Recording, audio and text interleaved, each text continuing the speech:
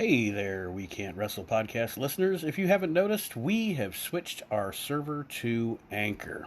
If you haven't heard about Anchor, it's the easiest way to make a podcast. Let me explain. First of all, it's free.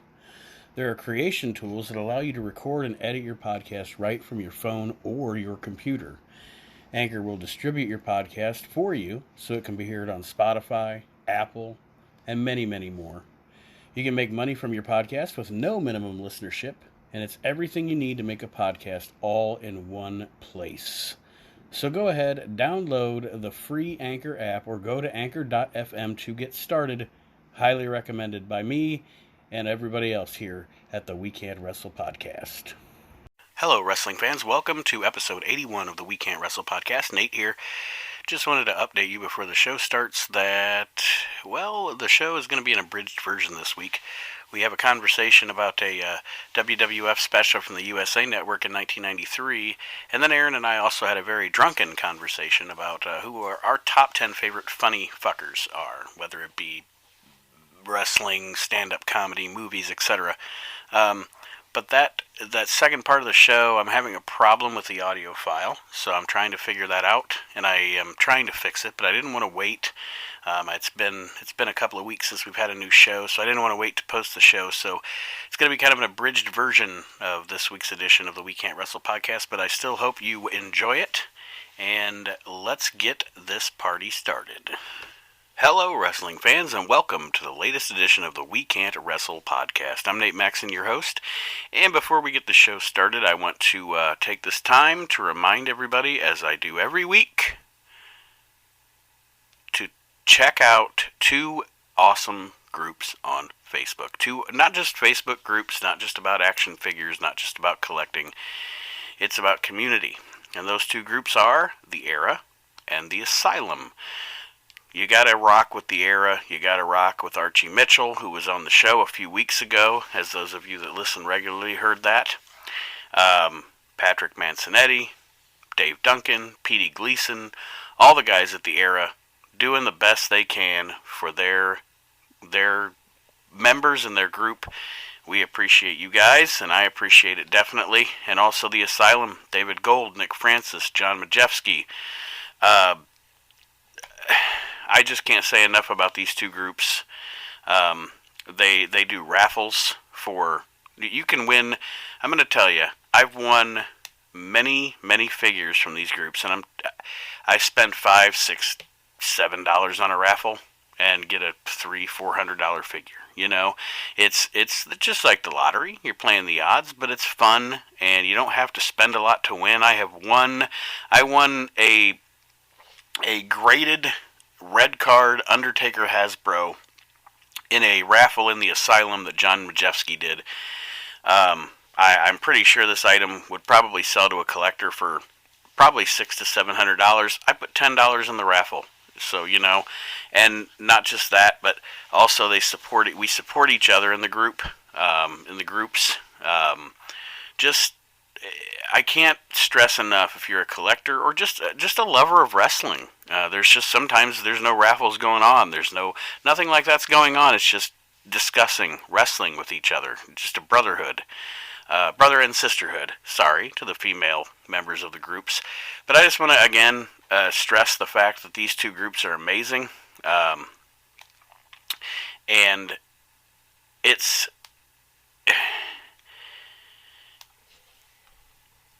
Something I just discovered just over a year ago, when The Era had a booth at a Heroes and Legends of Wrestling show that I went to in Fort Wayne, and I met Pat, and he gave me a card. I joined the group, and now I have friends in New Jersey and Indiana and areas like that I would never have had friends from. I do regard these guys as friends, so I cannot stress enough, again, Asylum, The Era. Look those groups up on Facebook. Let them know that the We Can't Wrestle podcast sent you that way, just so they know that we're giving them the love. And to all you guys in The Era and The Asylum, thank you very much for your friendship.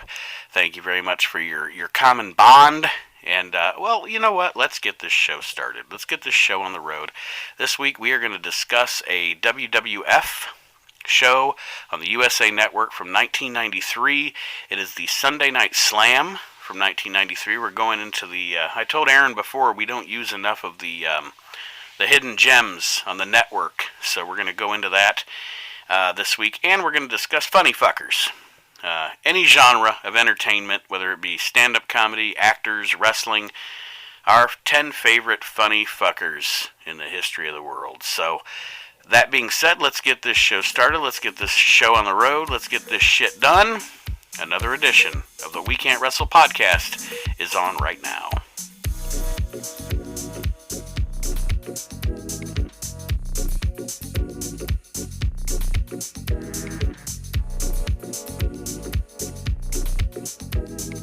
Alright, wrestling fans, welcome to episode 81 of the We Can't Wrestle podcast. Aaron's starting off with a nice belch. I'm a few deep too. And on this week's edition of the show, we are going to have two great topics for you. I guess they're great. We're going to talk about November 21st. Well, that was the air date. I didn't research when it was taped. But November 21st, 1993, it is the Sunday Night Slam. I didn't know that. I thought it was called the Survivor Series Showdown, but it was actually called the Sunday Night Slam, leading up to the Survivor Series in 1993. Oh no, I watched the wrong show. Oh shit.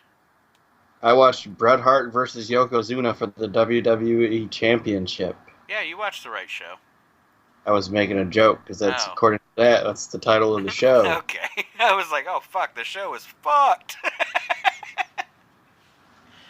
Yes, it was the Sunday Night Slam in 1993, leading into the Survivor Series that year. And yeah, like Aaron said, it was finding it on the network was like figuring out the fucking Da Vinci Code, trying to find that shit. But I happed upon it a couple of weeks ago. Now, that being said, we're also going to discuss comedic figures, whether it be pro wrestling, whether it be movies, stand-up comedy, funniest fuckers, as Aaron put it, of all time. That's what I decided to title that segment. It's the funniest fuckers of all time. And we're not allowed to include ourselves, right? Well, I guess I'll have 9 on my list then. So, anything you want to say about anything going on in wrestling or anything before we start this review of this Sunday Night Slam? Nope. I don't know if we've talked about the Jim Cornette controversy yet. I'm not going to. So what I'm going to say is, if Jim Cornette would have said cotton candy, if Jim Cornette would have said hamburgers, if Jim Cornette would have said any food but fried chicken, it wouldn't have been a controversy.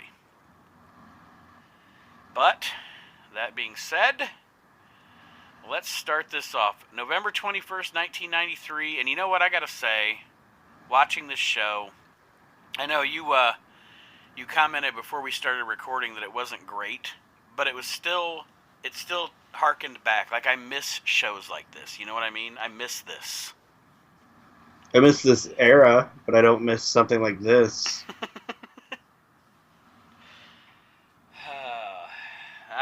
The first thing I wrote about the Open was them horns, because you got that horn Survivor Series music that they tried to hang on to well into the 80s. And then I loved the Open of this show, because the Open of this show included Vince McMahon, Bobby Heenan, Gorilla Monsoon, and Jim Ross just playing off of each other. I actually really liked it. Vince McMahon and Bobby the Brain Heenan in front of a raucous, rowdy, 460 capacity filled green screen. I love Bobby was like, Vince said something about Mr. Fuji, and Bobby was talking about he didn't feel good, and then he said it's not the hot fudge sushi. It wasn't the hot fudge sushi that we ate. And then Gorilla Monsoon and JR were talking, and JR said, Bastion Booger's the only wrestler I know that has his own hump. I wrote it down too, has his own hump. And then Gorilla Monsoon says something about Jurassic Pork. Said that if he doesn't win the match, he's going to go back, Bastion Booger's going to go back to Hollywood and make his new movie, Jurassic Pork. I thought this open was great. I really enjoyed it. And I don't This know. was Bobby. This was Vince McMahon and Bruce Pritchard just writing. This was like their humor. But it was funny. I mean, Jurassic Pork. Speaking of Bruce Pritchard, we're gonna have to see Rio Rogers later. Yes, we are. Yes, Bobby Heenan said that Helen Hart was gonna get dressed up, and I thought this was funny. I thought this was the funniest. I don't think I remembered that one. Bobby says that Helen's gonna get because he's like, how Robin Leach goes to the lifestyles of the rich and famous. Well, Rio Rogers and Shawn Michaels are going to the Hart House, and Helen's gonna get all dressed up. And Vince is like, really? He goes, well, Helen's gonna put on her best looking dirty dress. I must have zoned out for a minute because I don't remember that joke. It's a good joke. Maybe you didn't think it was funny as I did because you didn't even laugh. There was a bit of a pause, but yeah, he's like, she's gonna put on her best looking dirty dress. I just thought that shit was great. So our opening match for the show, and this show was... By the way... Oh, yeah. What we just talked about is the fucking highlight of the show. That joke? No, but just the opening. Yeah, the open was fun. I really downhill from here. So our opening match on this show is Doink the Clown versus Bastion Booger. Another thing I found humorous during this match, and I don't know if he did it on purpose or not, just to be funny or sarcastic or whatever, but during the whole match, Jim Ross refers to Bastion Booger as Mr. Booger during the whole match. And, of course, this match is recorded at the legendary Fernwood Resort. I saw the tarp on the wall in the back. Lots of Monday Night Raws during the 93 to 95 era at the Fernwood Resort. I wrote down this match wasn't as bad as I expected. And it was worse. The thing is about Booger, Muck and Sing, whatever he got saddled with that shitty gimmick, okay? But I have to say, for his size, the guy wasn't terrible in the ring. I really don't think he was. Any incarnation of Mike Shaw is trash. Yeah, really? I don't hate on him that much. Like I said, the gimmick was stupid. And Friar Ferguson was stupid. He got saddled with a bunch of dumb gimmicks in the WWE. But I thought for a big fat fuck, he wasn't terrible. And I don't know if you've ever watched his stuff when he was Muck and Sing. But... It sucked. And then of course we got the Ray Apollo doink here. So nothing to write home about there. And then what the fuck was the pizza thing at the end of that? Put Tabasco sauce on his pizza. Yeah, and of course it just works out that Bastion's going to eat that pizza right after the match. Yeah, and it was my notes are Bastion Booger with pizza versus Doink the Clown. The fuck. So now we go to highlights. Go ahead. Bastion Booger fell off that scooter. That was supposed to be funny. That wasn't. This match was negative 11 stars. The match that this led up to was awful too. With the doinks, it turned out to be the Bushwhackers and Men on a Mission against Bam Bam, Booger, and the Head Shrinkers, I believe. Yes. Which didn't make any sense. Why wasn't Doink in the fucking match? But anyway, that's your Doink booking after Matt Bourne left. All ludicrous, absolutely ludicrous. So next up, we get a recap video of the Tatanka Ludwig Borga angle, which Ludwig Borga, at the time back then, I was into Ludwig Borga. Now I know what a piece of shit he was. Apparently, the guy was a real. Oh yeah, he was a horrible human being, and like I said, I kind of wrote on my notes that I still like him. Like when he's on, I still am entertained by Ludwig Borga, even though I knew he's kind of a piece of shit. Supposedly the land of milk and honey. Where I'm standing, it just smells funny. Yeah, he has some good lines, and I liked him in the ring, which is weird to say, but I got no problem with Ludwig Borga. Aaron knows for a fact that back then I was a big Tatanka mark. But this was the angle where they ended Tatanka's winning streak. I think he had a winning streak of like a year and a half or something like that. And Borga pinned him with one finger because of interference from his Foreign Fanatics team partners, which took Tatanka out of the match at the Survivor Series. Yes. And he was replaced by The Undertaker with an American flag in his coat. Which I always thought was weird. Like, why did that happen? To the best of my knowledge, Chris Chavis wasn't injured. I have no idea, but I know that The Undertaker did destroy that coat. From every story I've heard, The Undertaker did not want to do it, and then took it home, and apparently his dog ate just the liner of the jacket. God bless America. Then Rougeau interviews this collection of guys. The All-Americans. Luger, the Steiners, and Taker. There is a good promo in there. One good promo in there. Got those guys. Well, not on this day. No, not on this day. But overall, Ray Rougeau always sounded like he was asking a question, even when he wasn't asking a question. Yokozuna. Like he didn't have I don't know why. In the ring and everything, like Ray Rougeau, I love the Fabulous Rougeau brothers and all that, but Ray Rougeau in this role, no good. He wasn't a good interviewer. Aaron and I always joke about WrestleMania 9, because of the way Ray Rougeau says Yokozuna when he's talking to Bret Hart. Tonight you're going to defend your championship against Yokozuna. What were you talking to Hulk Hogan about? Hulk Hogan and Yokozuna. It's like Pat Patterson has a better grasp on the English language than fucking Ray Rougeau does. The Luger can't speak. The Steiners can't speak. And then you think, oh my God, we're through it. We're to The Undertaker. And then The Undertaker says, maybe the Survivor Series should be called the Elimination Series. Yeah, I thought that was weird too. I was like, what? Who's writing this? This is trash. The Elimination Series. It's not even something The Undertaker would say. And then in 2002, Vince McMahon was watching that promo and he was like, Elimination Chamber. It's rough, man. This is a rough show.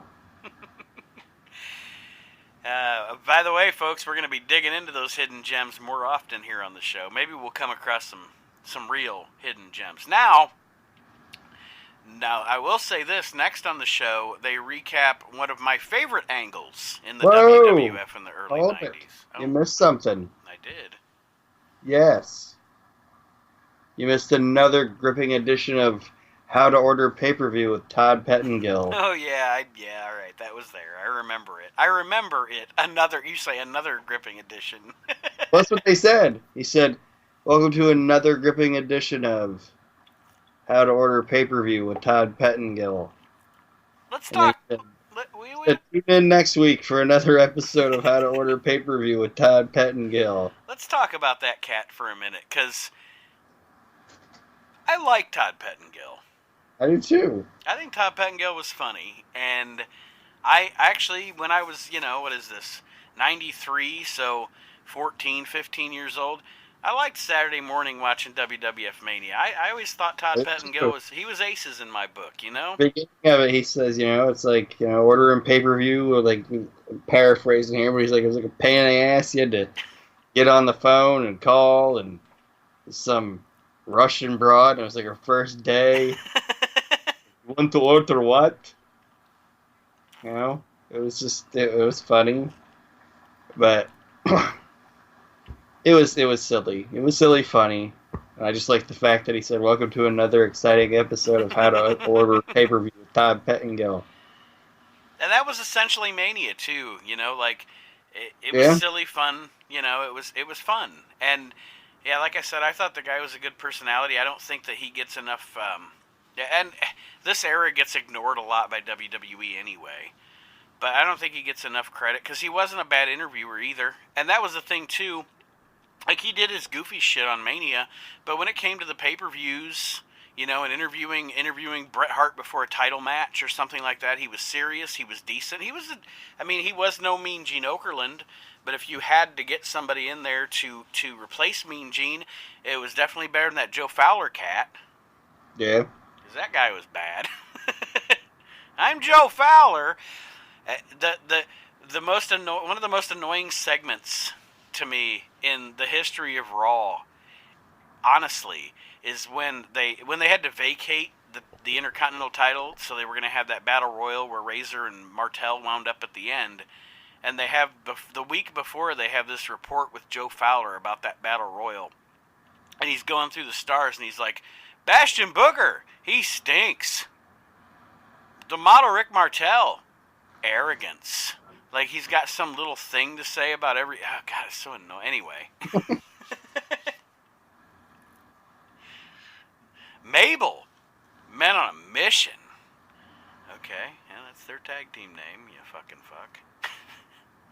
Yeah, I was just glad... Sorry, I went on a rant there, but I'm glad... Mabel. I'm glad Joe... That guy. Yeah. Ludwig Borga. Finish. Ludwig Borga, finish. Won't be involved in the finish, but he's Finnish. Typhoon. Who knew he was still here? Typhoon. Fat guy with a permy mullet. It's just like describing everybody. Yeah, that's essentially what it was. Razor Ramon. Hairy chest likes alcohol.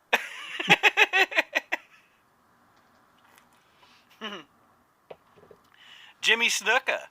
Yep, we brought him back. Jimmy Snuka. Illiterate cokehead. Murderer. Murderous illiterate cokehead. Brada. Oh, what a super, super, super guy he was. All right, so... Like I started to say before we got on that little rant there, next we recap one of my favorite angles of the early 90s, actually. It is the Crush Randy Savage story. I really like this angle. I wrote that down too. I said I liked the Savage Crush feud, but the WrestleMania payoff was bad. Yeah. Yeah, it was. He hangs him up and then he actually falls down. Yeah, and it should have just been like a Falls Count Anywhere match. Mm-hmm. Yeah, the having to get to the ring, it just complicated things. Yeah. But yeah, you're right. It was like a shitty finish to a great feud, because it was they did this right in that throughout. It wasn't just magically that Randy Savage and Crush were friends. You know, yeah. And they never made a big deal about it, but they would always say, like, from when Crush came in, like, as that Kona Crush character, Savage acknowledged on TV, that's my buddy, that's Crush, yeah, that's my friend. So it wasn't like, I don't mean to get into the modern product, but it wasn't like that Cody MJF thing where all of a sudden they're buddies just for the intent of having an angle 3 weeks later. Yeah. So even though they weren't like tag team partners or anything, it was alluded to, and then just the whole thing was so well done. Like they had a one of the Raws leading up to it, Vince is doing one of those telephone interviews they used to do on the show.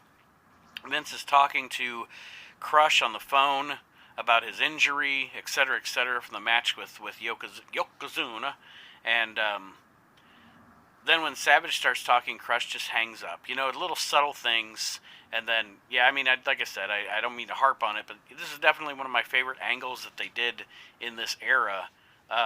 It was up until the goofy finish to the feud, it was probably the most realistic thing they did in this cartoonish era, you know? Yeah. Good shit.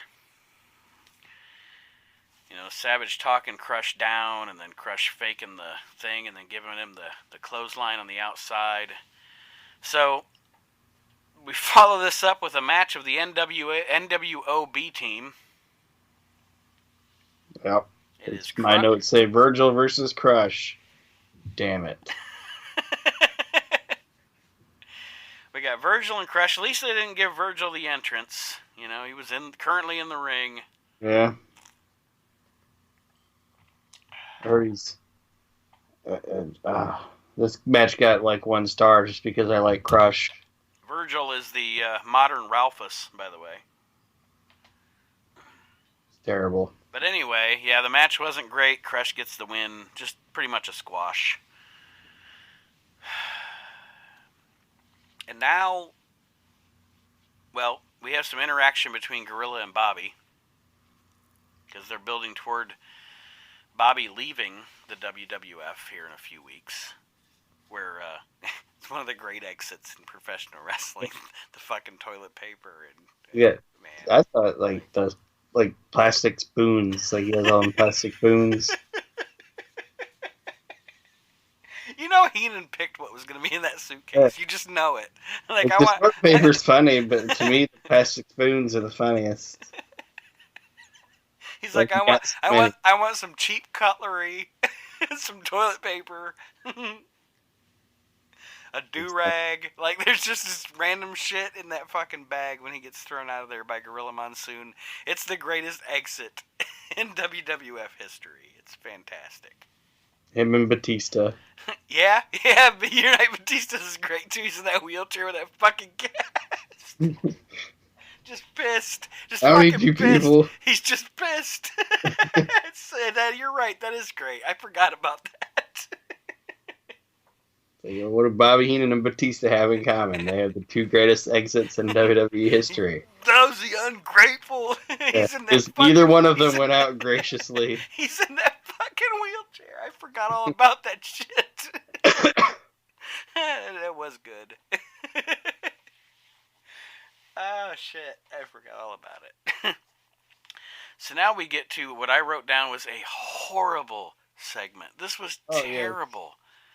This was almost unwatchable. Like, I was almost wanting to just fast forward through it. Like, this is fucking horrible.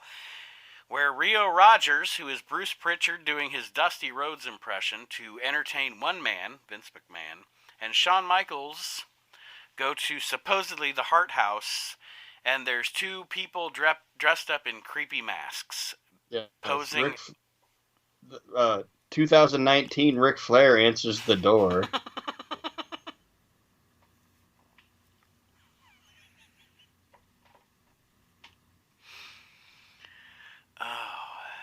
This was just so bad. Yeah. I don't even know what to say about it. You know, like I don't know what. There's not a highlight. There's nothing that sticks out. It was just horrible. Like, and they go into like the room, and like the fake Stu Hart doesn't even. It was horrible. Like this made me mad. What also didn't help it, and I think their point was they were trying to get heat on Shawn Michaels, obviously because of the Jerry Lawler scandal. Yeah, he took his dick out at the Dairy Queen or something. Lawler had to be taken out of the match at Survivor Series, so they inserted Shawn Michaels into the match.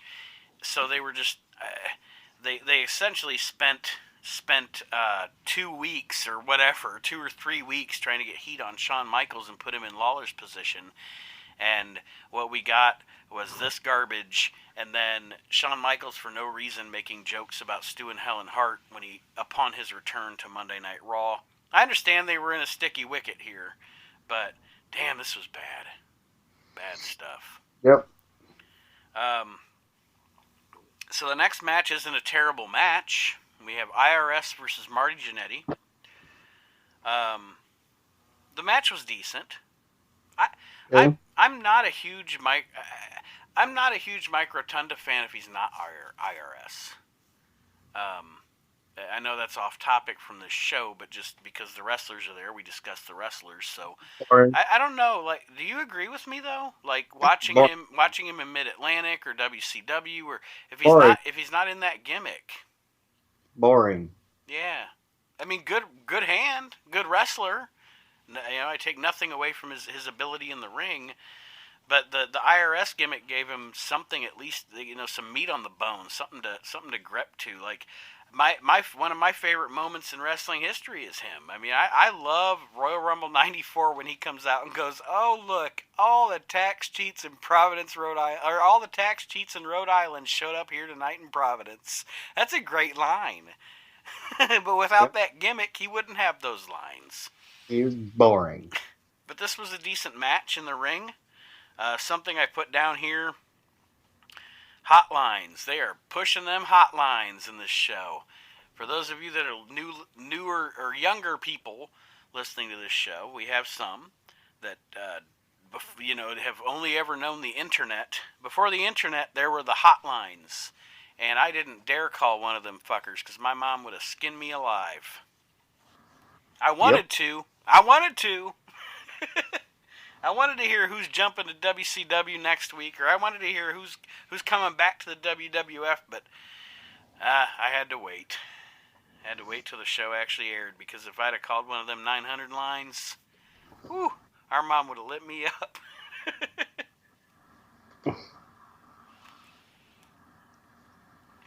Anything about our IRS and Marty here? It was all right. IRS goes over. So now we get a Foreign Fanatics promo. This is the opposite team from those All-Americans we heard from earlier. You got Ludwig Borga. It's just like a collection of awesome. Yeah, you got Ludwig Borga, Crush, the Mountie,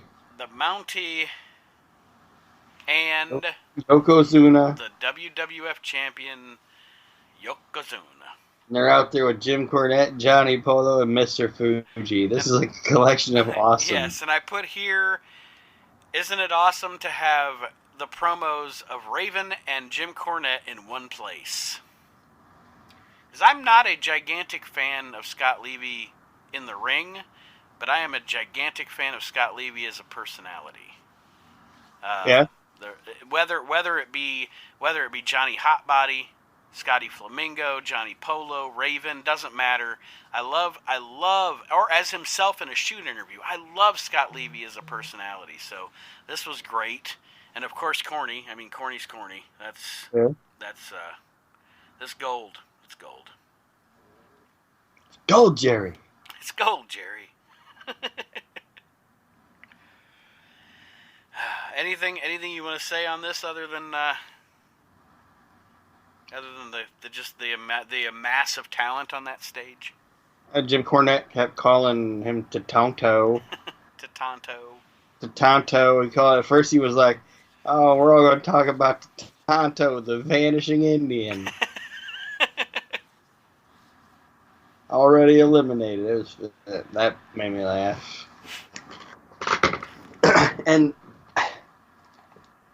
And I know he was there for a long time and everything like that, but he was like Flair to me. Like the whole time he was there at like that time, It was weird seeing him there. Yeah, I can see what you're saying.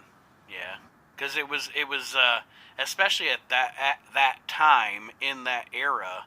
You know, you never expected the crazy Southern manager from WCW to be on the WWF. But I feel like by the time like the In Your House era came around and stuff like that, because he was pretty much, you know, the manager or the heel man. You know what I mean? Yeah, he became the Bobby Heenan.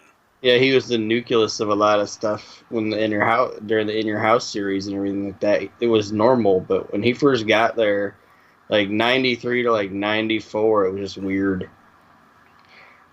Even watching it now, I'm just like, it just seems weird because he hadn't WWF'd his gimmick yet. You know what I mean? Mm-hmm. The same with Flair. Flair, I always thought when he was there at first, even when he was the champ and stuff, it still seemed weird. I'd say that corny, to me, WWF'd up, I guess is the expression I'll use. The first time that he didn't seem awkward was WrestleMania 10. for some reason. Like, he's got that different kind of suit on. It's a little more flat. He got that Sergeant Pepper jacket. It's a little more WWF flashy, and And I'm sure there's people that felt the same way, like when Lawler showed up. Mm-hmm. But we lived in Toledo, Ohio, so we didn't get a lot of Memphis wrestling. Obviously, you know what I mean. Got exposed to.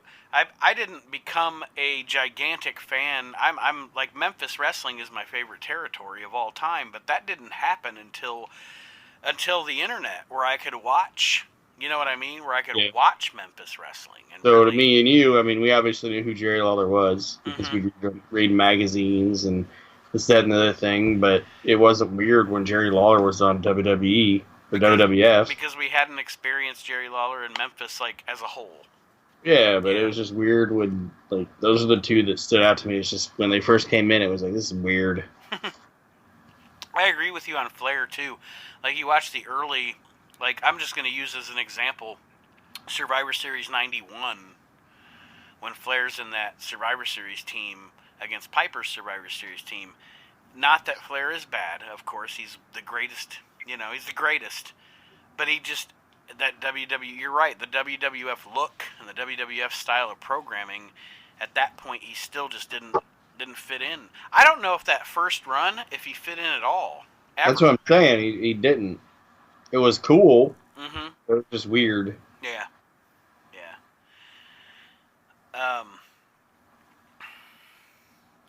Okay, so now we come to a Survivor Series report. I miss these. That's what I wrote down. I miss the pay-per-view reports, with the guy just standing there and talking about what the card is. This kind of disappeared in the 96, 97 era, where you went to the Monday Night Wars. They'd have a match in the ring, but they'd run down the pay-per-view off on that side panel, Yeah. And it went away during that time, and I understand why. You're competing for ratings and having that downtime with Todd Pettengill just talking about the pay-per-view on the TV, whereas the other guys are going to have a match going on in the ring. I understand why it went away, but I do miss that. I miss the, okay, this guy, we're going to have a new match announced during the pay-per-view report this week, instead of, the way it is today, where the matches just come up. WWE hasn't even announced a match for TLC yet, and it's a week away. It's crazy how things have changed over the past, what is this, 26 years ago. But yeah, I miss the pay-per-view reports. I do too. I didn't miss the graphic lead-in thing to it. That was annoying. That was some train thing or whatever. Oh, it was super annoying. Yeah, you're right. That was annoying. It's like, what is going on? But yeah, I just gotta tell you though, if this was now and this thing was this show was the make or break on whether or not I was gonna order the Survivor Series 93. Which isn't a bad show when you watch it. The show is not leaving me wanting to watch Survivor Series 1993. If I was like, I'm going to order this pay-per-view, and then I would watch this show, I'd be like, This might be one of the worst WWF-produced things I've ever seen in my life. Well, yeah, I mean, It's bad, man. It is. It's pretty bad. To me, the worst WWF produced thing ever, and it's because of the event. Okay, it's because of what the event is, and to me, it's just so sad. And I see what you're saying with this, but to me, the low point of WWF is WrestleMania 11. And by saying that, what I mean is that was WrestleMania, and it is poorly produced. The audience is. I don't. Do you see what I'm saying? This is WrestleMania, and we have audio problems, and video problems and just like shit's all fucked up, and it's just like, to me, WrestleMania 11 is the low point of the WWF. Well, but I see what you're saying with this this. TV show. This is bad. Like, I would have, whoever wrote this, I would have fired him. Who put this show together? Who wrote this? They're fired. Pritchard, you're fired. Get the fuck out of here. So now we move on to the main event. And I wrote down, of course this was good. You have Bret the Hitman Hart against the WWF champion Yokozuna. And I really liked this match. And watching this match back, the cool thing about some of this hidden gems shit, by the way, is like this show, good or bad, I mean whatever, but good or bad, this is the first time I've watched this show since it aired. You know what I mean? Like, this is new to me in a way. This Yoko Bret match, I thought, of course, two of the best workers ever, and they had a fantastic match. And I wrote down, Yoko was so good. Like,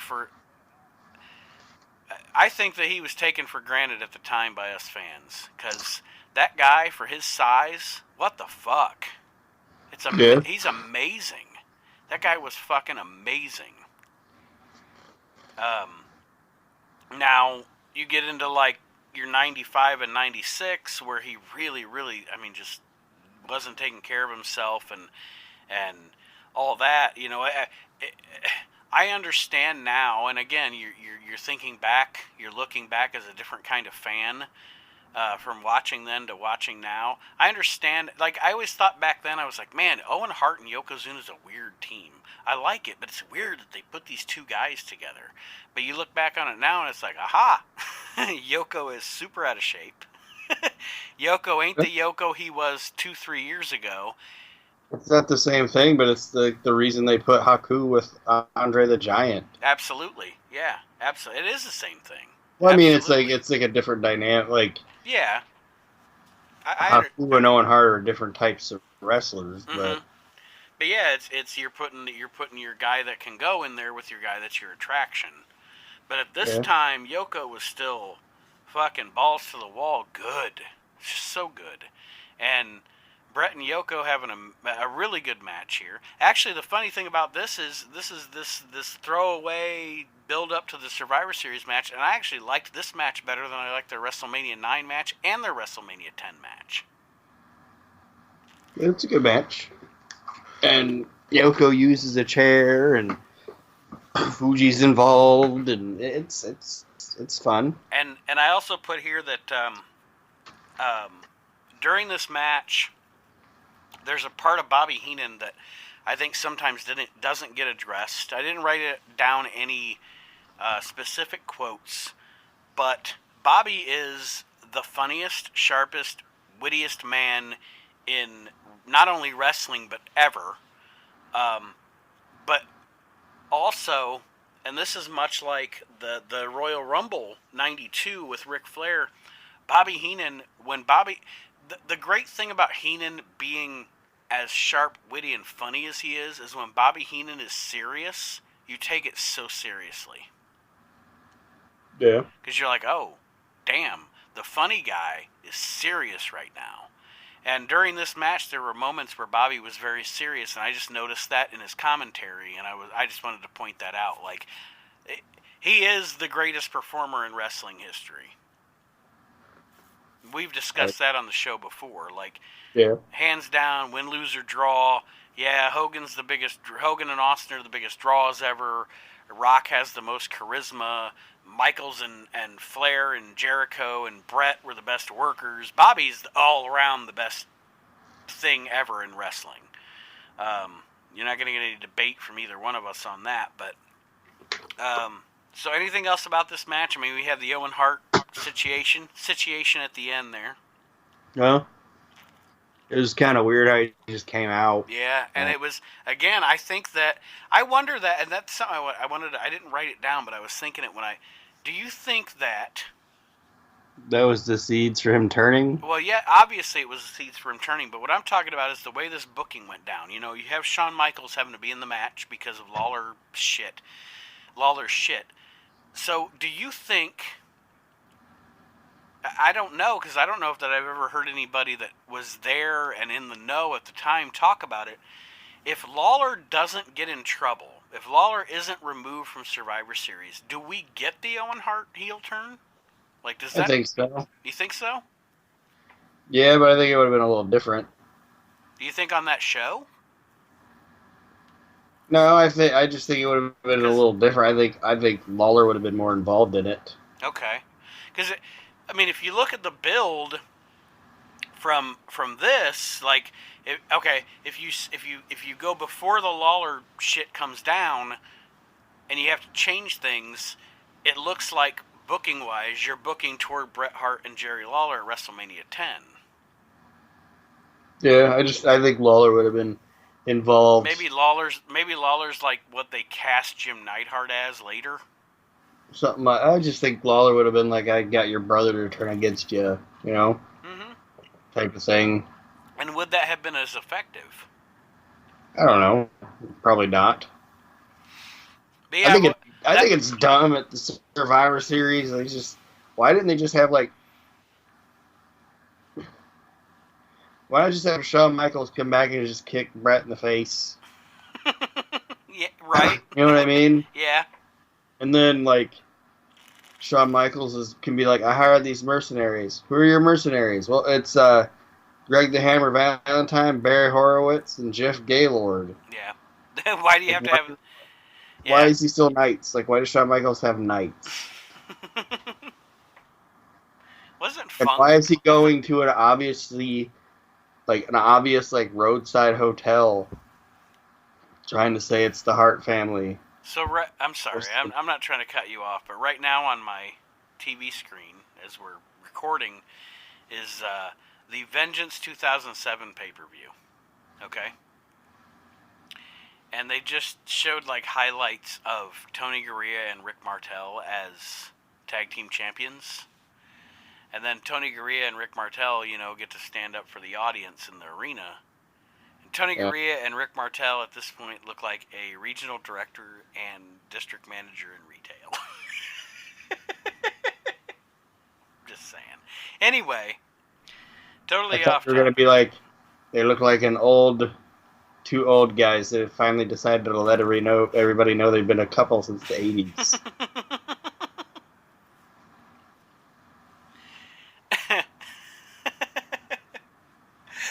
It's not that bad. Somebody told me that the next Frozen movie, that Elsa chick's gonna be a lesbian. I think they actually shot that down, and it's not gonna happen now. And I'm glad. I've never seen the original Frozen because, quite frankly, I've seen pieces of it. But I made a joke because I was like, oh, she's gonna come out of the ice chest, huh? It wasn't a movie that I watched as a child. Because I'm going to be honest, since I got Disney Plus, yes, folks, I have watched Fox and the Hound. And it wasn't a movie that my kids were small and wanted, you know what I mean? Well, they're your niece and nephew. We watch the same fucking movies all the time because they were little and wanted to watch the same fucking animated movie all the time. But Frozen is something that has come out since I've grown up and my kids have grown up, so I've never even seen Frozen. But... yeah, apparently they were thinking about doing that. And my thinking on that is, why? Like, why would we ever even need to do that? And that's not a prejudice thing at all. But why does a cartoon character's sexuality even have to be an issue in a cartoon? I don't know. Anyway. I just thought the ice chest joke was funny. It was indeed funny. So at the end of this this Survivor Series lead-up show, Oscar comes out and sings about all the stuff he ate too much of that gave him diabetes. This was fucking weird. And made his feet hurt. His feet. I don't know if anybody... have we told this story on the show yet? About you and your feud with Oscar from Men on a Mission? You guys always mean mugging me. Okay, so Aaron and I go to the Heroes and Legends of Wrestling shows that are in Fort Wayne, Indiana. And there's always, we go because the convention, they have a convention, and we can get collectibles, and wrestlers from our youth are there to sign autographs and speak to them, and anything any of you all do. But Oscar from Men on a Mission is at all of these shows, making an appearance. And next time we're at one, did you take a picture last time, or did I? Did one of us take a picture of this? I took a picture of him. Okay. But he wasn't mean-mugging you at the time. No, I took a faraway picture of him, and it was kind of blurry, and I just was like, just so y'all know, he's really that blurry in real life. Oscar is constantly mean-mugging Aaron. Like, looking at that motherfucker like, you motherfucker. And I'm wondering if it is, at one point he heard you make one of your diabetes jokes about him. And he's like, oh, look at this fucking honky. He's here again, making diabetes jokes about Oscar. Like I said, he looks like he's saying feats. He'd be like, I got to get off my feet. Sit down for a little bit. But he is always giving Aaron the mean mug at those shows. So and he doesn't do anything. Like, that's my thing too. Like, he just sits there like a lump, staring off in the distance, not wondering why nobody's coming over to take a picture with him. It's like, get up, interact, do something. In a purple windbreaker every time. Purple windbreaker. And then it's like, just get up and do something. He did actually the last show. He comes out on the show and then he raps and lights it up. And it's like, why wouldn't you have that personality when you're sitting there trying to make money? I was about to say, at the last show he did, he came down the aisle and gave us a rap. And it was good. It was exciting. We on a mission. Yeah, but this thing, he just raps about all the stuff he's not allowed to eat no more. And it's weird. Like, it was like, what the fuck is this on this show for? You just had a great main event. Just go home. But you gotta put this fucking shit on here. That's it, folks. Sunday Night Slam, 1993. Those sucked. Leading up to the Survivor Series, which was a decent pay-per-view, but not great. Guys, go out of your way to not watch it. Yes, go out of your way to not watch it. I just said. All right, so we're going to take a break here on the We Can't Wrestle podcast, and when we return, we're going to talk about comedy. We're going to talk about funny motherfuckers on this show. Top 10 fun. It's hard for me to say it. I don't know why. Maybe it's because I'm drinking beer. Top 10 funny fuckers coming up on the We Can't Wrestle podcast right after this. Stay tuned for more of the show. Well, there you have it, ladies and gents. Episode 81 of the We Can't Wrestle podcast. Like I said, an abridged version of the show, unfortunately. I am going to keep working on this file to see if this might be a bonus episode, something in the future. I can use this file still. It was a great conversation, really funny, but just having a problem with that file. I want to remind you as we sign off for this week that you can join our Facebook group. A lot of you like the Facebook page, have not yet joined the Facebook group. Go ahead and do that. Join up. It's a lot of fun. We talk wrestling. You can participate in the show. Lots of good times had in the We Can't Wrestle podcast group on Facebook. Do that.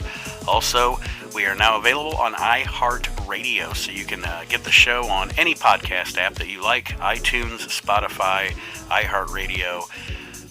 Tell your friends, tell your neighbors about the We Can't Wrestle podcast, and we will see you next week. Thanks for listening.